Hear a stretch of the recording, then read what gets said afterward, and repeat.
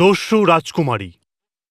সব অধ্যায়ে প্রাসাদে, যেখানে মার্বেল হলগুলোর নিয়ম ও প্রত্যাশায় প্রতিধ্বনিত হতো, রাজকুমারী মারিনা প্রতিটি সকাল একইভাবে কাটাতেন, সেই বিশ্বকে দেখে যা তিনি যোগ দিতে পারতেন না।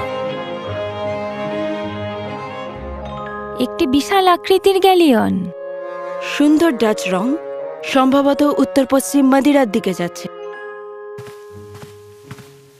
আমার রানী, আপনি এখনো পর্যন্ত তৈরি হননি। আপনার বাবা, আমাদের রাজা, ম্যারিটাইম কাউন্সিল মিটিংয়ে আপনার জন্য অপেক্ষা করছেন। উনি আমাকে যেতে বলছেন দেখার জন্য। চুপচাপ। উনি বিশেষ করে বলে দিয়েছেন তোমাকে চুপচাপ দেখতে। বিয়েট্রিস, তুমি কি জানো হাল ছাড়া জাহাজ কেমন দেখতে লাগে? জানো, একটা কণ্ঠস্বরহীন রাজকন্যার মতো। আমার সম্রাজ্ঞী, আপনি দয়া করে আপনার বইয়ের উপমা রাজার সামনে দেবেন না। রাজার নৌবাহিনীর অধিনায়কেরা সেই সমস্যার বিষয়ে আলোচনা করছিলেন, যা কয়েক মাস ধরে পর্তুগিজ জলসীমাকে বিব্রত করে রেখেছিল, কিন্তু কোনো নাবিককে আহত করত না।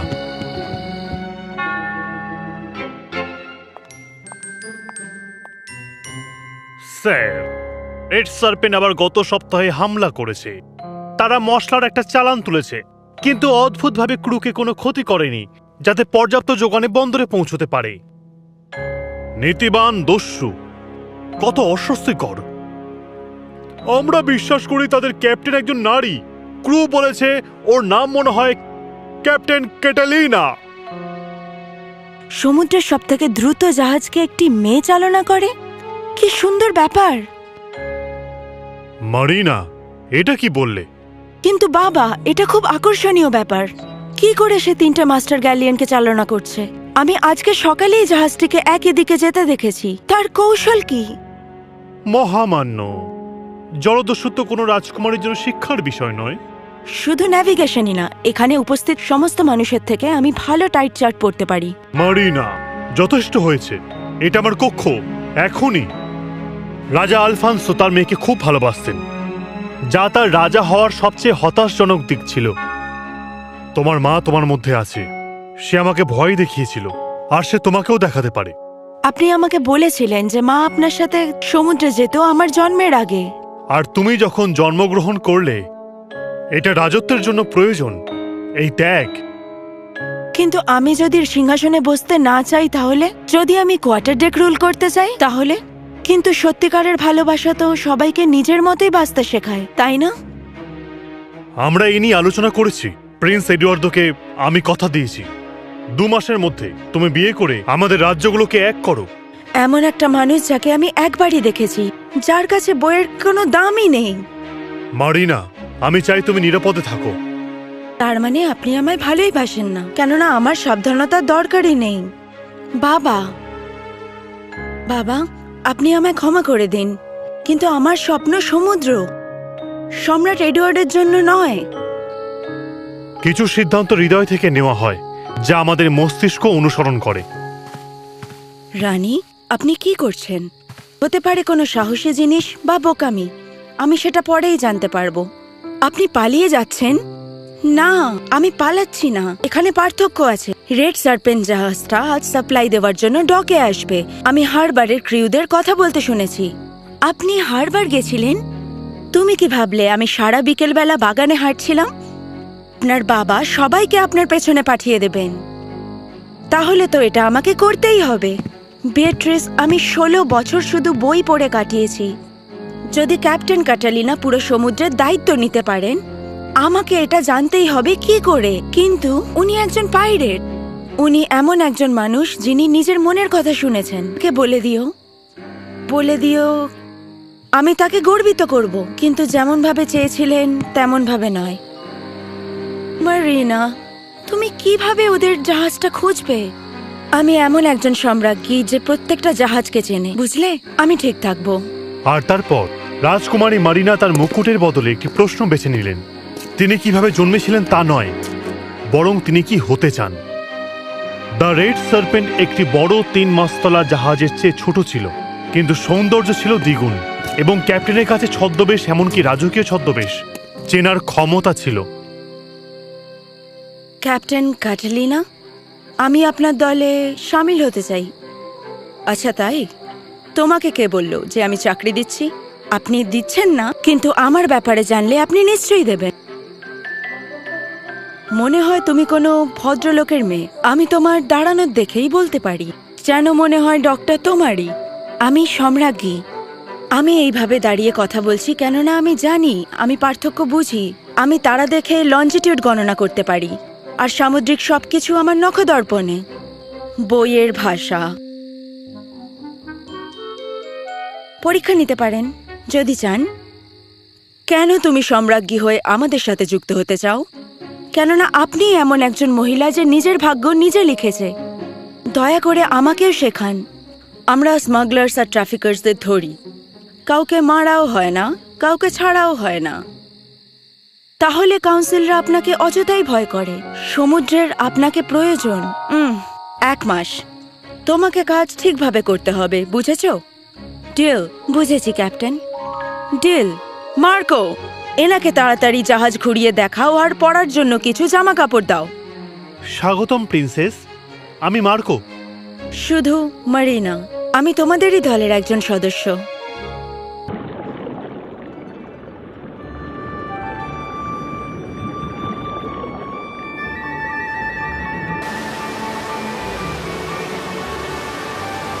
মারিনা ডলফিনের মতোই সমুদ্রের জীবন মানিয়ে নিল। সে যা বই থেকে শিখেছিল, এখন সে হৃদয় দিয়ে সেইগুলো শিখছে। রাজকুমারী, সাবধানে উঠবেন।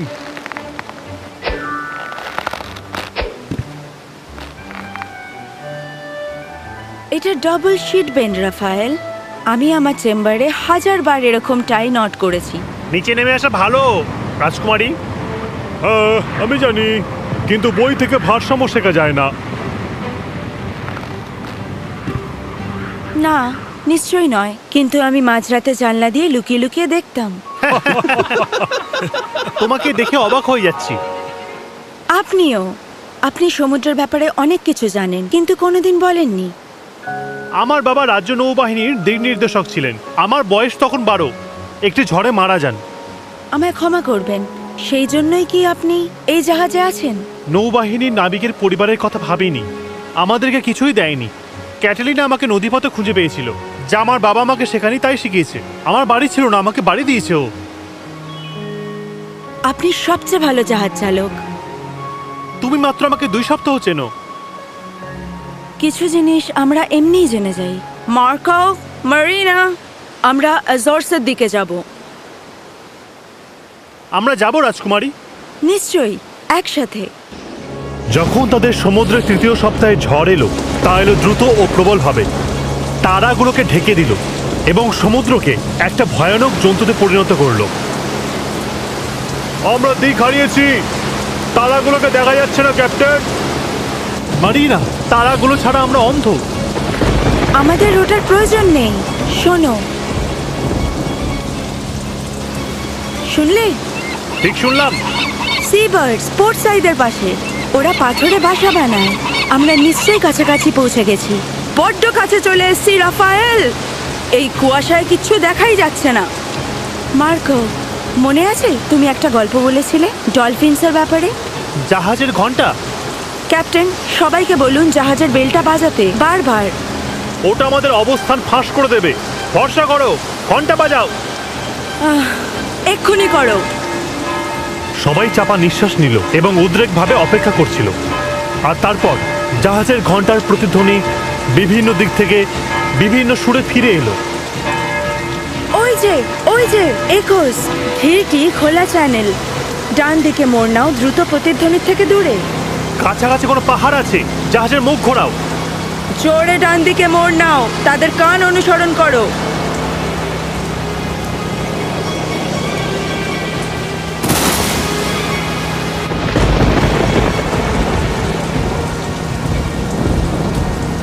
তারা করতে পারলো একসাথে।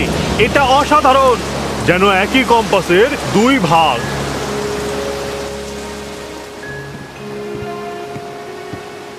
তোমরা জাহাজের সাথে সাথে সবার প্রাণ বাঁচিয়েছো, দুজনেই। আমার হঠাৎ মনে পড়লো যে সে আমাকে ডলফিনের সম্পর্কে কিছু বলেছিল। ভাবলাম কাজ করতে পারে। মানে হলো সময়টা পুরোই নিখুঁত ছিল। এটা সব তার জন্য, তাই ধন্যবাদ মারিনা। না, তোমরা দুজনেই মনে করেছিলে সঠিক নাবিকের মতো, দ্রুত, চতুর এবং সাহসী। চাঁদ ডুবে যাওয়ার সময় রাজকুমারী মারিনা জাহাজের জীবনের সঙ্গে এমনভাবে গাঁথা হয়ে উঠেছিলেন যেন একটি পালের মধ্যে সুতো। কিন্তু সে এমন একজনকে খুঁজে পেয়েছিল যাকে সে খুঁজছিল, এমন একজন যে তার সমস্ত কিছু দেখেছে। এটা আমার খুব পছন্দের, অ্যান্ড্রোমেডা। মার্কো, আগামীকাল আমার মাস শেষ হচ্ছে। আমি জানি, ক্যাপ্টেন কথা দিয়েছিলেন তুমি চাইলেই তোমাকে দিয়ে দেবে। তুমি চাও আমি চলে যাই? আমি কি চাই তা কোনো বড় ব্যাপার নয়। তুমি একজন রাজকুমারী, আমি কেউ নই। তুমি এমন একটি ছেলে যে তার বাবা হারিয়েছে কিন্তু তার দয়ালু মন হারায়নি। তুমি আমাকে শিখিয়েছো যে তারা শুধু পথ দেখানোর জন্য নয়, তারা মারিনা, স্বপ্নও দেখায়। ক্রু তোমার জন্য একটি নাম ঠিক করেছে মারিনা। ও সত্যি? সমুদ্রের রাজকুমারী। সে যেন তার রক্তেই লবণ নিয়ে জন্মেছে, বুঝলে? সমুদ্রের রাজকুমারী, সমুদ্রের রাজকুমারী। আমি সত্যি সম্মানিত বোধ করছি। আমার মাসটা শেষ হতে চলেছে, তুমি এখনো আমাকে বের করনি। আমি কৃতজ্ঞ।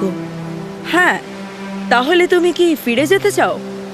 আমাকে যেতে হবে, চিরকাল নয়, আমার বাবাকে দেখানোর জন্য, প্রমাণ করার জন্য যে এখানে যা শিখেছি তা গুরুত্বপূর্ণ, যে আমি উভয়ই হতে পারি। আমি বুঝেছি তোমার স্থান হলো, আমার স্থান হলো যেখানে আমি ইচ্ছে করব সেখানে যাব, আর আমি আবার ফিরে আসব তোমার কাছে, এই জাহাজে, এই জীবনে। তুমি চলে যাবে? প্রতিশ্রুতি দিচ্ছি 6 মাসের মধ্যে। আর যখন তুমি ফিরে আসবে, আমি আমার বাবাকে বোঝাবো যে আমায় একটি রাজকীয় জাহাজ দিতে। সেটা হলো আমি ওখানে পাহারা দেব। আর যখন আমি ফিরে আসব, আমি চাই তুমি আমার পাশে থাকো, আমার নেভিগেটর হিসেবে, আমার অংশীদার হিসেবে। কিন্তু কেন? আমার হৃদয়ের সত্যি উত্তর। আমি অপেক্ষা করব, তুমি না আসা অব্দি প্রত্যেকটা দিন গুনবো আমি। তোমার কাছে ফিরে আসার জন্য আমি যে কোনো ঝড় পার হতে পারি। আমি মুগ্ধ, তুমি সত্যি এত ভালো ভেবেছো? আমার কাছে দ্য রেড সার্পেন্ট জাহাজে অনেক সময় ছিল। তোমাকে যে কোনো সময় স্বাগতম, সমুদ্র রাজকুমারী। সমুদ্রের রাজকুমারী, সমুদ্রের রাজকুমারী। তুমি কি সত্যি ফিরে আসবে রাজকুমারী? আমি ফিরবো। প্রতিটি মেয়ে জানে যে তার পথ বাড়িতে খুঁজে পাওয়া যায়। আমার কাছে সেটা সমুদ্র, আর তোমার কাছেও। এবং এভাবেই মেরিনা শিখল যে রাজকুমারীরাও ডাকাত হতে পারে, আর ডাকাতরাও পরিবার হতে পারে। সাহস এমন জ্ঞান যা স্বপ্নের দিকে এগিয়ে নিয়ে যায়, এমনকি অচেনা সমুদ্রেও সাহায্য করে এগোতে। সর্বশ্রেষ্ঠ ধন হলো নিজের গল্পটি নদীর ঢেউয়ে লেখার স্বাধীনতা, জলের প্রতিটি কণায়, এবং একটি ভালোবাসা যে প্রতিটি অধ্যায়ে অংশ নিতে চায়, জীবনের সব ক্ষেত্রে।